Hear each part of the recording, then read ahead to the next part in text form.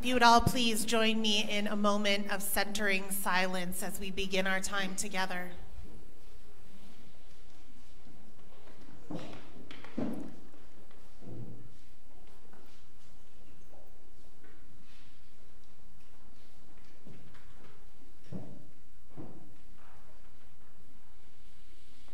Our ingathering hymn this morning is number 1058, Be Ours a Religion.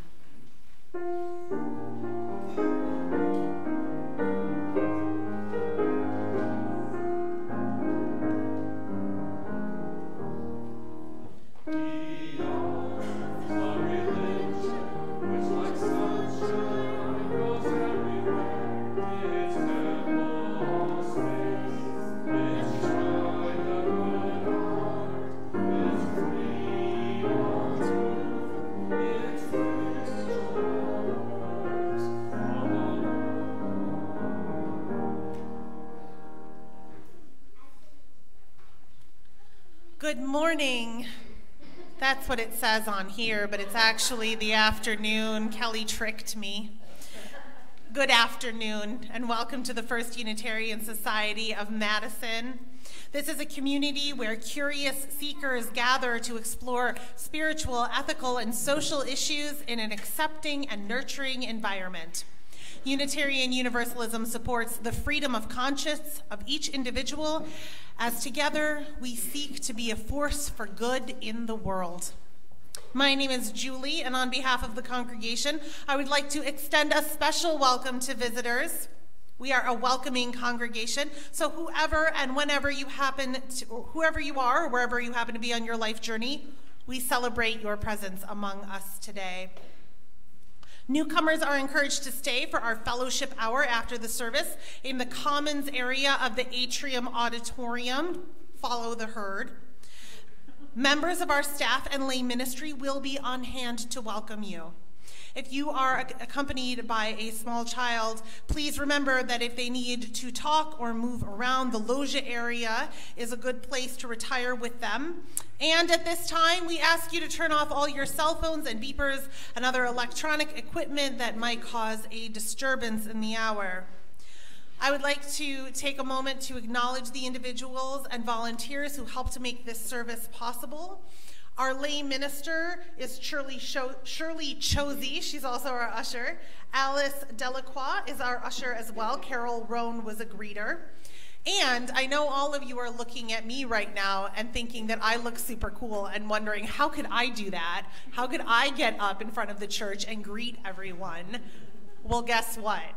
There are spots open. If you would talk to Kelly or to Jean or to myself, you too could be up here greeting the Saturday congregation.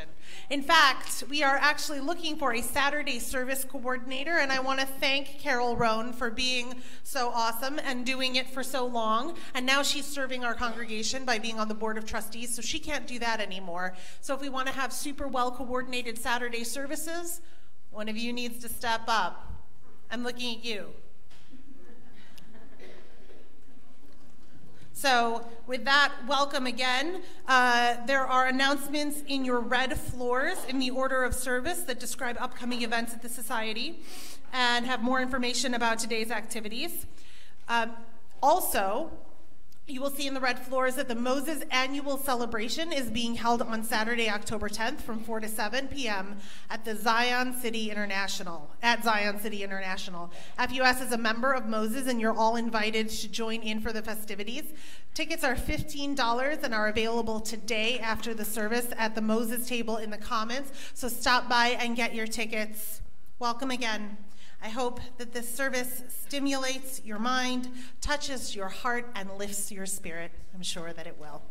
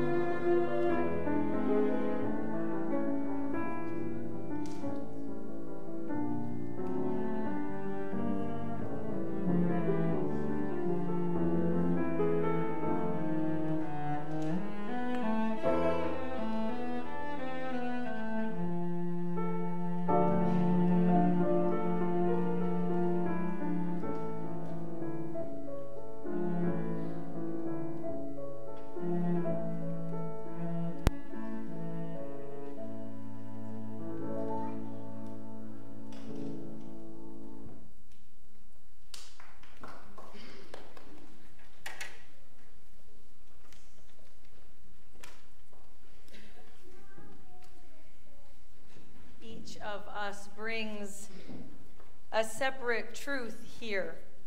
We bring the truth of our own life, our own story. We don't come as empty vessels, but as full people, each with our own story and our own truth. This room is rich with experience, with life.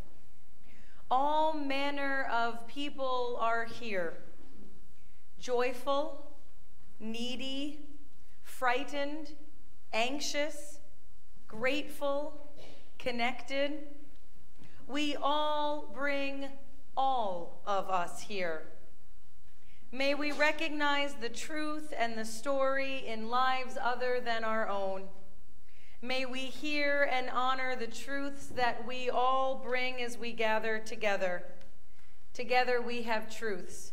Together we have a story. Together we are community. And if you will rise in body or spirit as Julie lights our chalice.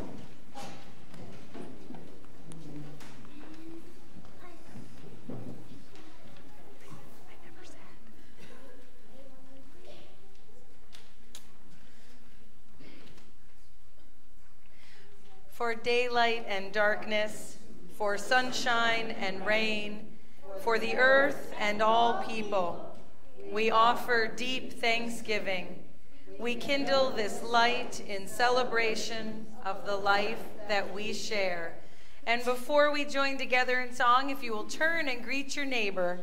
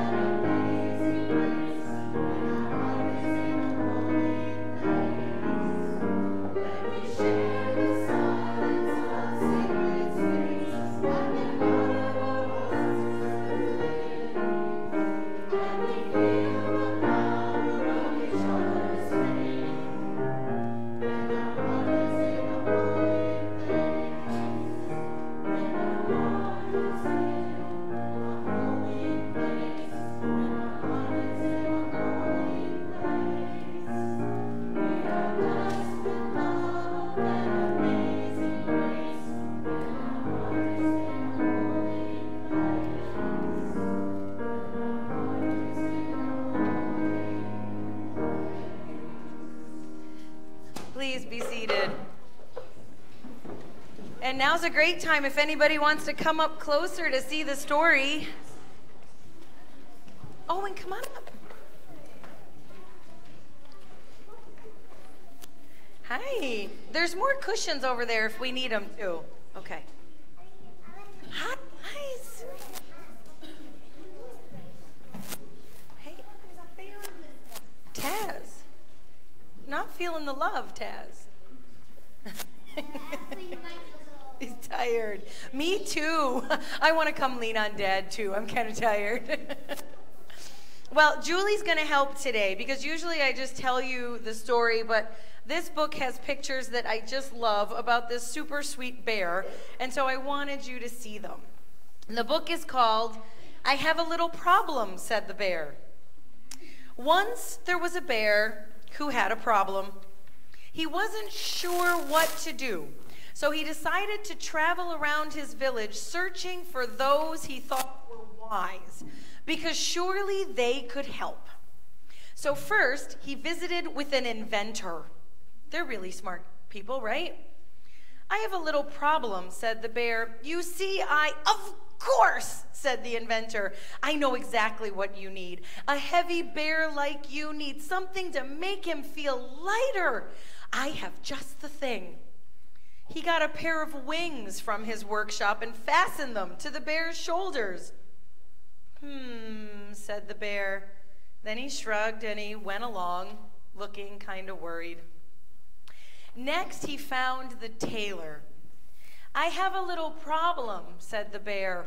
You see, oh, indeed I do, said the tailor. Your wings are very handsome, but you need a scarf. And she wound a long scarf around the bear's neck. Said the bear. And he shrugged and he went away looking worried. Do you think they're helping? No. So Bear found the Hatter. I have a little problem, said the bear. I am just the man you're looking for, said the Hatter. Now don't say a word. Nope. I have just the thing. And he placed a fine hat on the bear's head. Said the bear. And he shrugged and he went along, looking worried.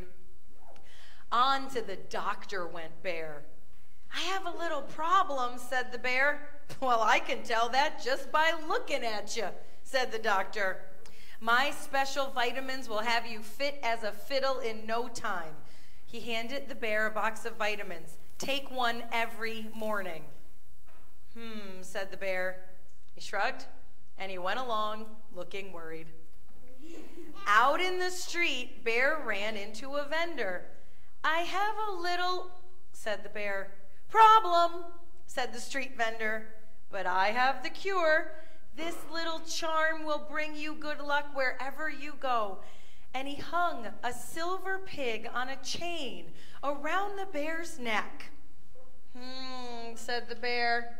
He shrugged and he went away, looking worried. So Bear tried the eye doctor.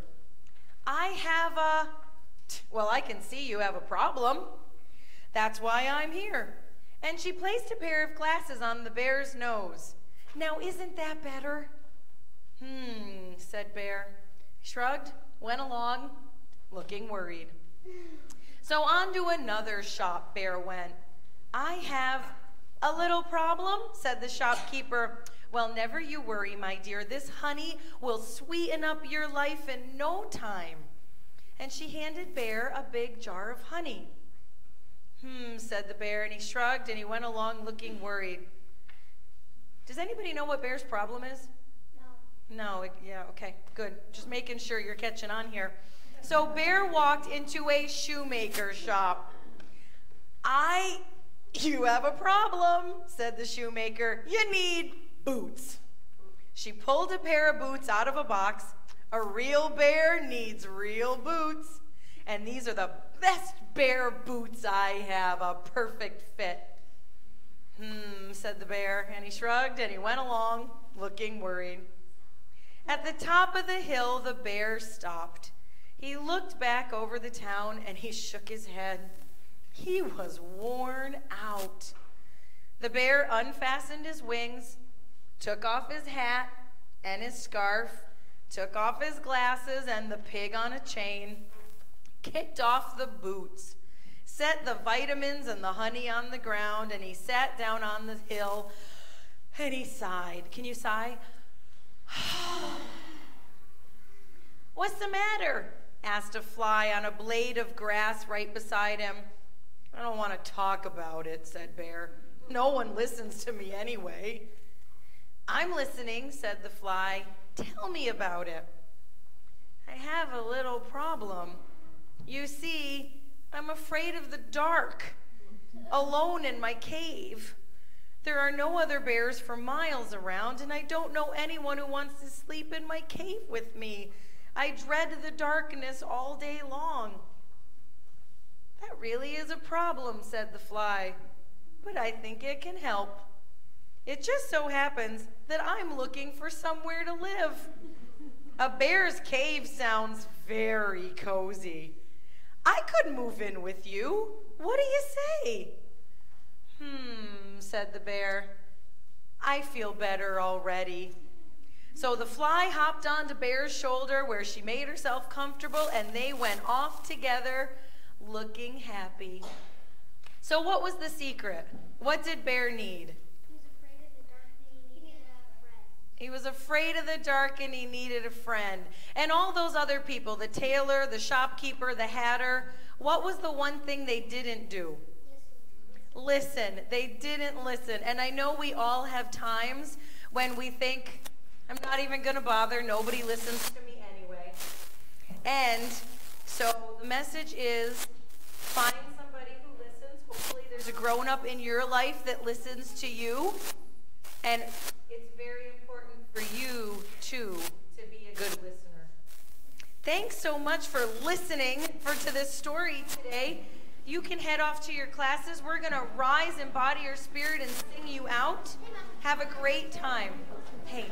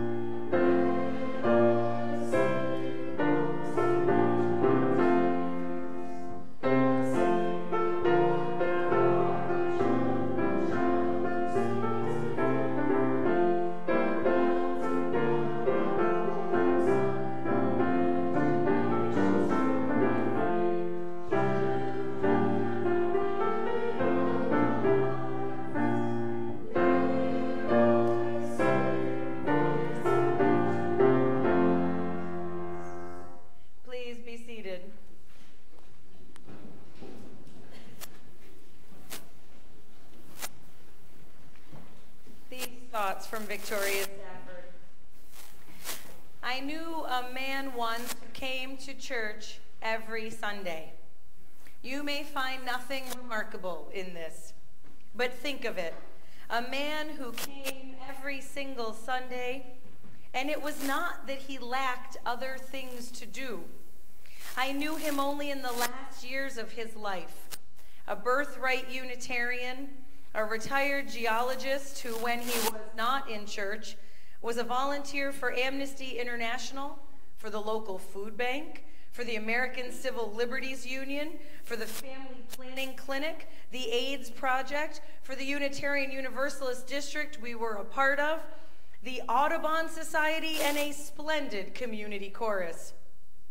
Busier than any of us holding full-time jobs, he was committed, effective, clear about what he could and would, and by his own standards should, contribute to the causes that he cared for and the world and the people that he cared for.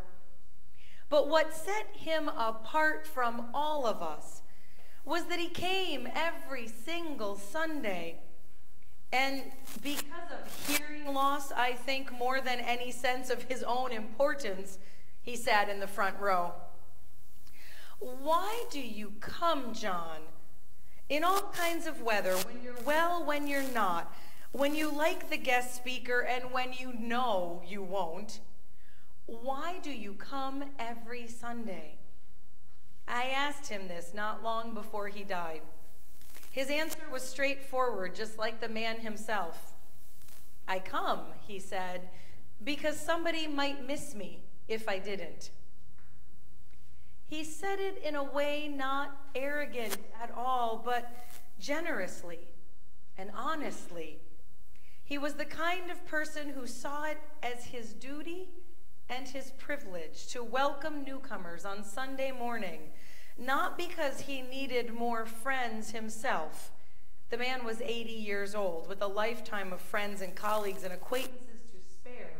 He had plenty of friends already, more than he could handle. He did it not because he wanted to evangelize the visitors or grow the church. On the contrary, he loved and missed that tiny congregation he joined in 1955. He felt a little lost with so many new faces, a little sad at all the changes. He greeted people as they came and steered them toward the minister, the coffee pot, the Sunday school, the guest book, the pledge cards, the sign-up sheets, because he felt it was the right and only thing to do. When people come into your home, he said, you welcome them as if nothing in that moment matters more. He worked hard on Sunday mornings. He got up on Sundays expecting to work hard to make others feel at home. He came with that in mind. And he was right. After he died, we missed him when he didn't come. And do you know what happened? The Sunday after his memorial, someone new who'd never met John and now would never have the chance, walked right in and sat down in his empty place in the front row. A whole family just sat right down as if they owned the place, as if they had every right to be there, as if we were glad to see them. 2 women new to town, their toddler and their baby. They came hoping there was room.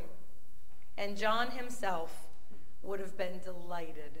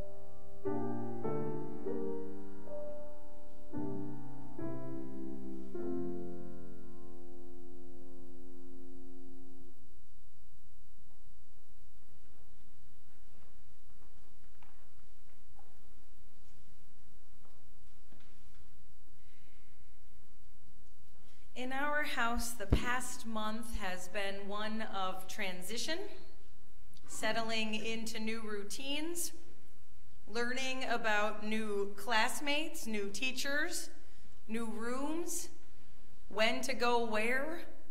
It has been a wild and bumpy ride. So at the end of each day, I check in with our older son, Sam, about his day. I call it engaged parenting. His father calls it the after-school interrogation and announces it by yelling, "Let the interrogation begin." It sounds something like this. How was your day? What did you have for specials? Did you eat your lunch? What are you doing in writing? Did you get any new library books? And perhaps the one that strikes terror in my heart, what did you do at recess? I say terror because recess feels to me like the most unstructured part of the day, where social interactions are king, where you can have a wonderful time surrounded by friends or find yourself swinging all alone. So the other day, Sam came home and told me that he and a group of friends had invented a new game. It's called Everybody's It Tag. Well, that sounds great, I said, really thinking in my head, well, that sounds like chaos. So how do you play? He began to tell me a somewhat complicated set of rules that involved being frozen or unfrozen depending on what happens to the original person who tagged you at the beginning of the game. I really did not follow at all how this game worked, but I asked him how they came up with the rules. "Oh, you know," he said. "We each talked about one rule we would like, and then we listened to everybody's rules and decided together which ones would work best. There's a lot of talking, a lot of listening. We figured out how we wanted to play together. You know, it was like coming up with one of those covenants at church class where we decide what we need to make it safe and fun for everybody." So I will tell you that at this moment, I did excuse myself to go around the corner into the kitchen and do the very happy mom, who also just happens to be a UU minister, dance. Because those moments are few and far between, and when they happen, you gotta dance. Covenants. The promises we make to one another here in community, what binds us together, the promise that calls us into relationship and gives us the ability to create deeper, healthier, more nurturing and sustaining relationship. Or in the simpler language of a 9-year-old, the promises we make to ensure that this place is safe and fun for everyone. When we say that Unitarian Universalism is a covenantal faith, what we're saying is that we are a religion based not in a set of dogma or beliefs, but a religion based in a set of sacred promises that we make to one another. We promise to help each other to search for what is ultimately meaningful in life. We're a community where you believe as you must, as your conscience demands. We travel different theological paths, but our covenant leads us to support, challenge, and encourage those around us to each travel their own path as well. We are seekers first, open to new learnings and new insights. The covenants we share are of mutual respect and care, and they give us the framework that provides the freedom we long for and the best boundaries possible for seeking together in community. So we say that we are bound not by creed, but by covenant. The central question for us is not, what do you believe, but more, what do you believe in? To what people, what values, what dreams do you commit yourself? If you've seen us recognize new members, then you may recall that during the new member recognition ceremony, we recite together our bond of union. Our continuing bond of union, written by the founders of this society in 1879. All of you sort of have the cheat sheet that tomorrow morning they won't have because the bond of union is on that plaque over on the wall. But you can't read it from your seat, so I'll tell you what it says. We, whose names are hereunto subscribed, desiring a religious organization in the spirit of Jesus of Nazareth, which shall make integrity of life its first aim, and leave thought free.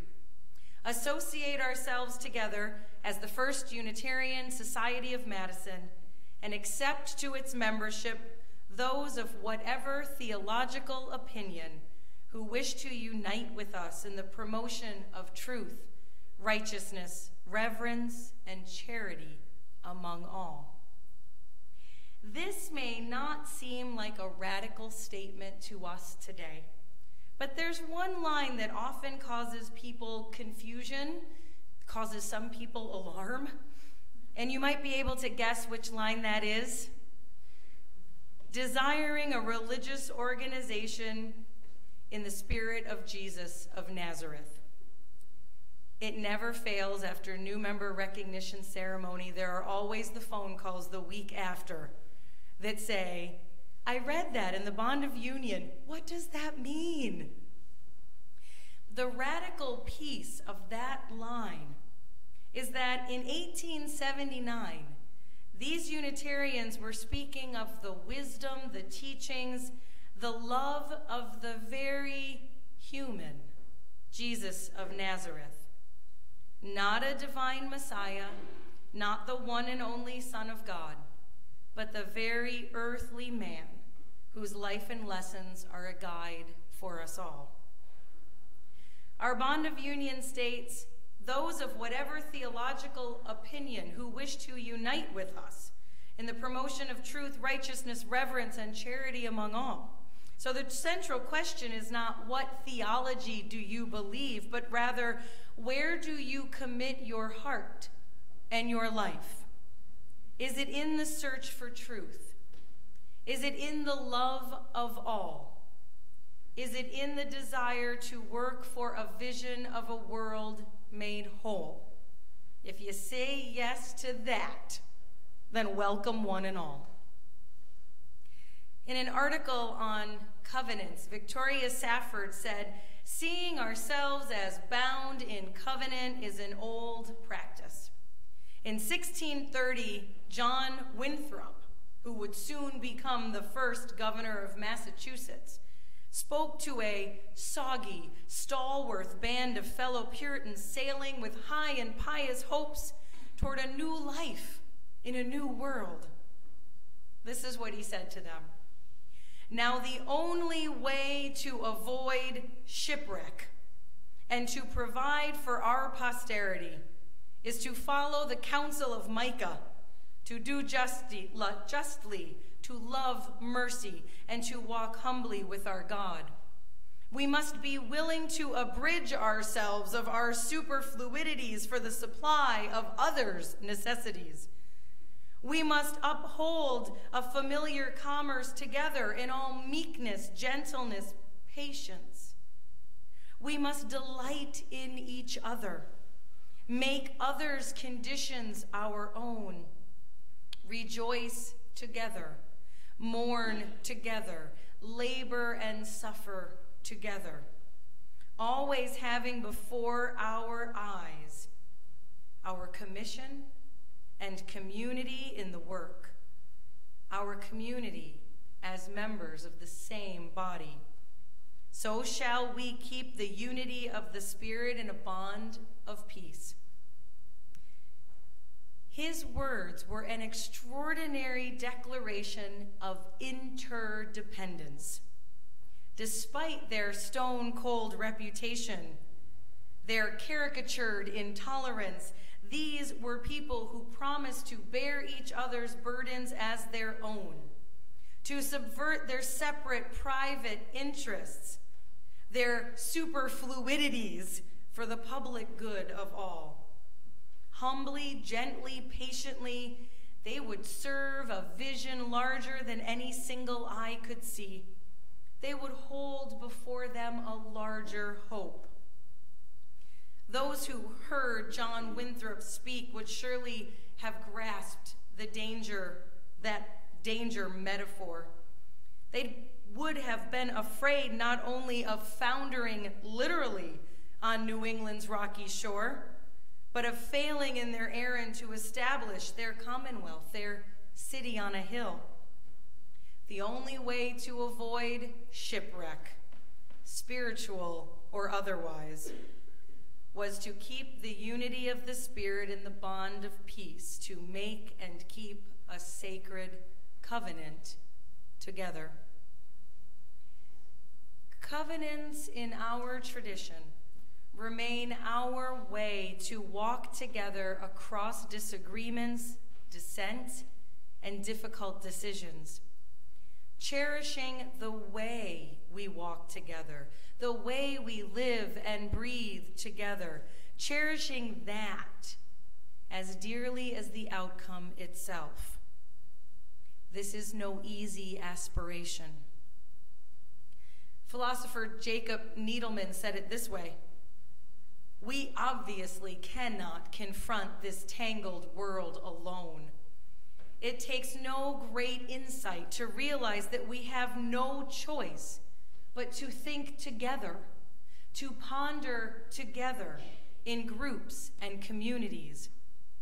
The question is how to come together and think and hear each other in order to touch or be touched by the intelligence we need." There's a key component needed in order to do this, to touch or be touched by the intelligence we need. And that, as we learned from our bear a few moments ago, that is the willingness to listen. At a recent conference I was fortunate to attend, the facilitator led us right at the beginning in a covenanting process, and someone raised their hand and said, "I would like us to add, listen enough to be transformed by what you hear." This is a crucial piece of covenant because we each must listen deeply enough to be transformed by what we hear and hold the willingness, the possibility of change within us. We tell our children that we listen with our ears. When you are a part of a sacred, beloved community, you listen not only with your ears, but also with your heart. A listening heart has the power to bring about transformation. In 1948, most congregations and houses of worship in the United States were segregated by the color of their members' skin. Some were segregated by law, others by custom, or by a lack of actively trying to welcome and include all. The First Unitarian Society of Chicago was one of these congregations. Although their church was located in a neighborhood with many African Americans, only whites could join, according to the written bylaws of the church and according to their custom. So the day came that many members began to believe they needed to take action against racism if they really wanted to live their values, their principles, their covenant. The minister, the Reverend Leslie Pennington, was ready for this day and ready to take action. And so was James Luther Adams. James Luther Adams was a liberal theologian and a social ethicist who taught at the Meadville Lombard Theological School right across the street from the First Unitarian Society, and he was a member of the congregation's board of directors. Along with some others, Reverend Pennington and James Luther Adams proposed a change in the church's bylaws to desegregate the church and welcome people, whatever the color of their skin. They wanted to include, no longer exclude. They saw this as a way to put love into action. When the congregation's board of directors considered the desegregation proposal, most of them supported it. However, one member of the board objected. "Your new program is making desegregation into a creed," he said. "You are asking everyone in our church to say they believe desegregating or inviting or even recruiting people of color to attend church here is a good way to tackle racism. What if some members don't believe this?" Debate ensued.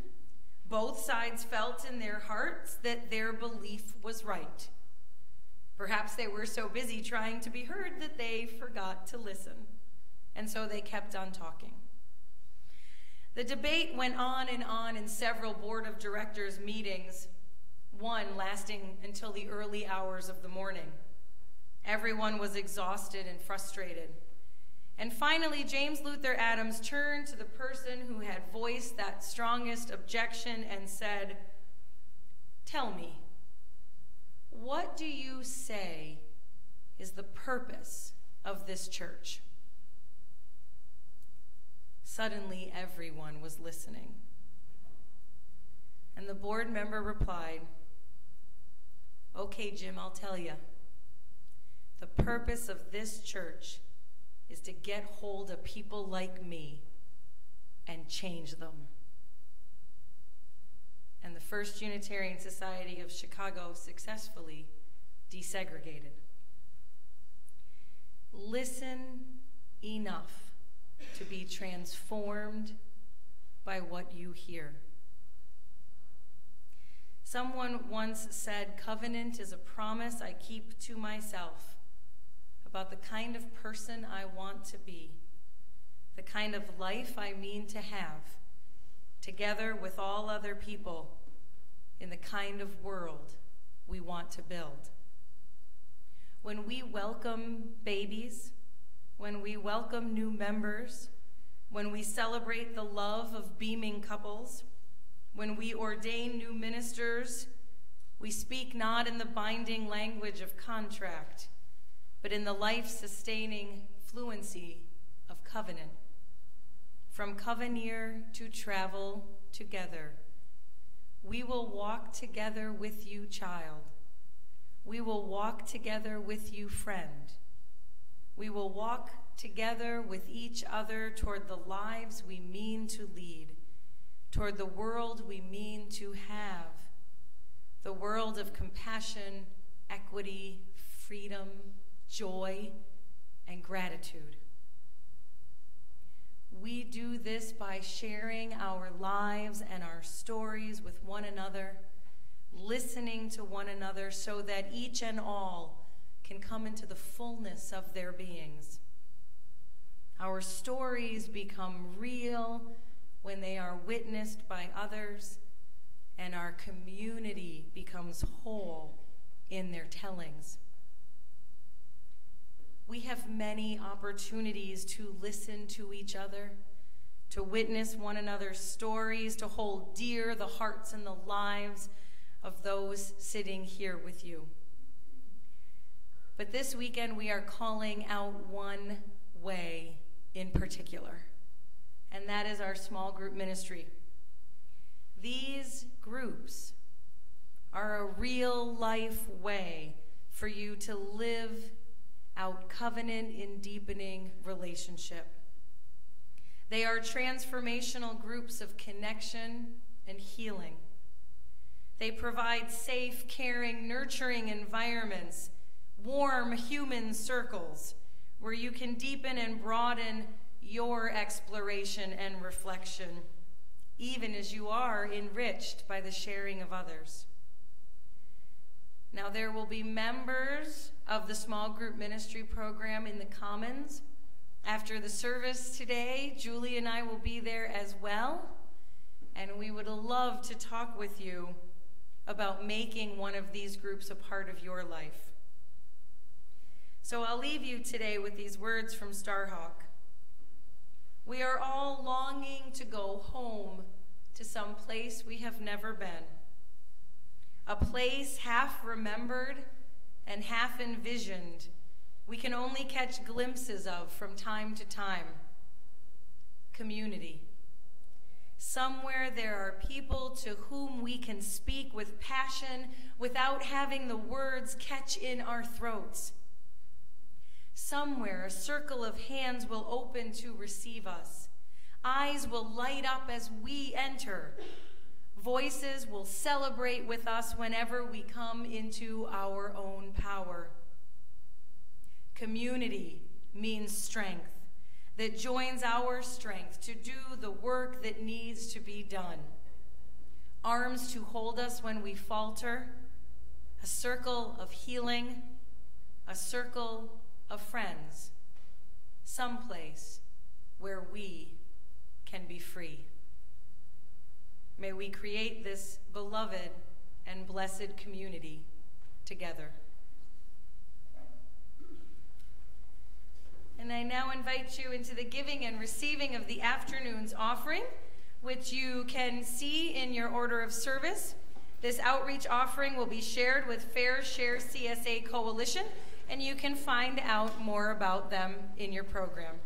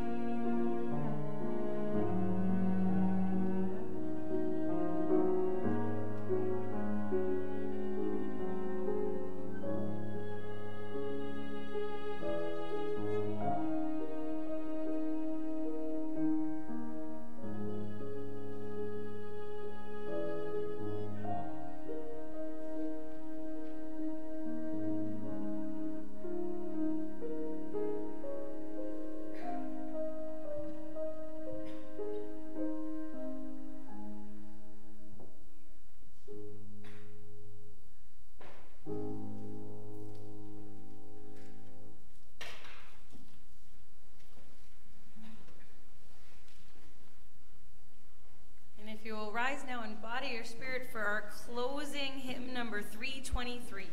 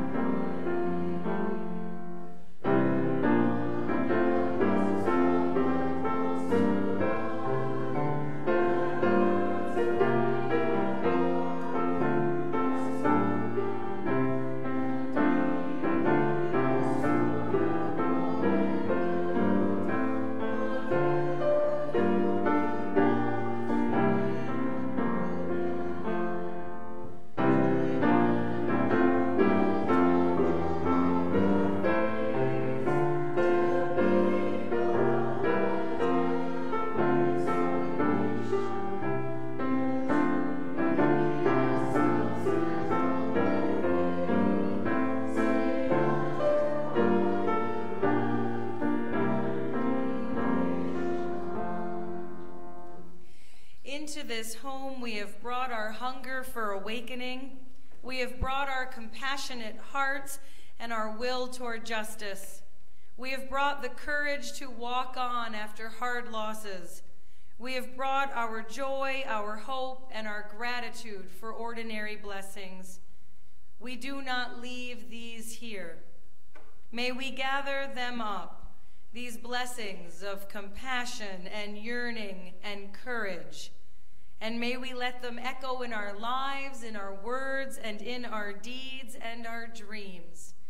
May we carry them with us wherever we go, so that we may be a blessing to all we meet and a precious gift to our world.